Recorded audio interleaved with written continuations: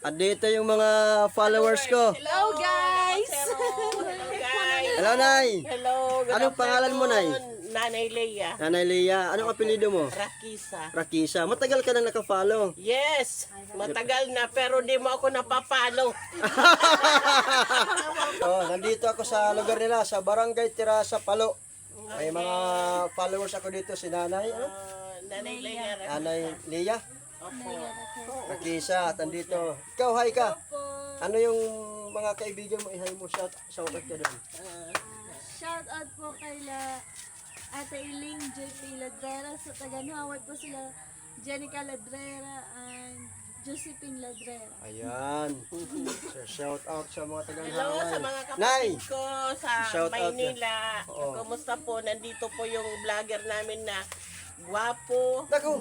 makisig, sa yung lakwatsero nga nakapalok lagi kami, hindi kami pinapalo. Eh ngayon, nakapansin ako sa inyo. Yan ang nakapalo na. So, Nay, ano masasabi mo sa vlog ko? Kasi siyempre, ang daming vlogger dito sa Leyte. Maraming salamat sa marami kang natutulungan. Salamat po sa Panginoon nga nag-iikot-ikot ka sa Buong Leyte. buong Region 8. Oo. Marami kang natutulungan ng mga tao na mahihirap. Nagbibigay ka ng mga pagkain. Salamat sa Panginoon na ang imo heart gintats ngan. Oh, salamat. Bawat lakbay nimo lakad gabayan kayo ng Panginoon. Salamat sa Diyos. Opo. Ngan God will provide nga He Lord iton mag-drive ha imo. Thank you, Nay. Ingatan ka ng Panginoon. He Lord ang mag-comfort ha imo. Thank you thank very much sa imo na buligan nga mga tao. So, maraming salamat kasi, Nay Leia, ito yung mission ko. Kasi ako, dati lang ako networker kasi ako eh.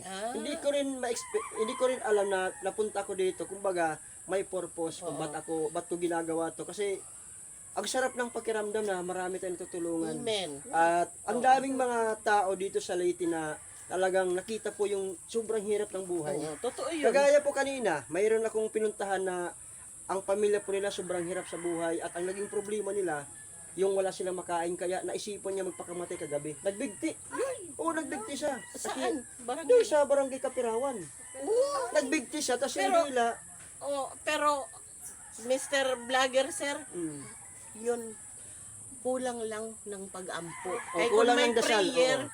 kay no prayer, no power. Oo, Kailangan tama. He Lord ang tatawagin natin. Tama. Hindi yung mga bad spirit, Tama, hindi tama. yung mga devil.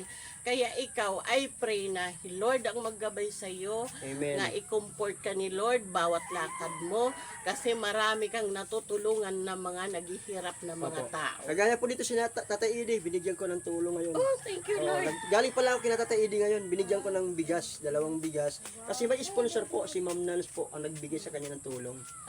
Okay. Kasi ang ginagawa ko, pag nakita po ng mga tao is may sponsor, lahat po ng tulong po nila makakarating po sa mga nangangailangan. Okay, Yan thank po you. yung, naging daan lang po ako ng Diyos para matulungan po yung mga tao na nangangailangan. Oo, thank you Lord. Maraming Keep up salamat. the good work. Thank you, Nay. Okay. Thank you na, Okay, thank okay. you. God Bye-bye. bless. Grabe, na-motivate ako, grabe yung presence ni Lord nandito po Okay. talaga. Thank So, you, salamat Lord. sa Diyos sa pagpapala at nagkakilala kami dito. So, sige Nay, God bless Nay. Ikaw Nay, shout out mo yung lupa pag-usapan, saka na yung lupa mo. Shout out ka sa mga kapatid mo sa Manila. Wala. Sige. Oo, sige ha.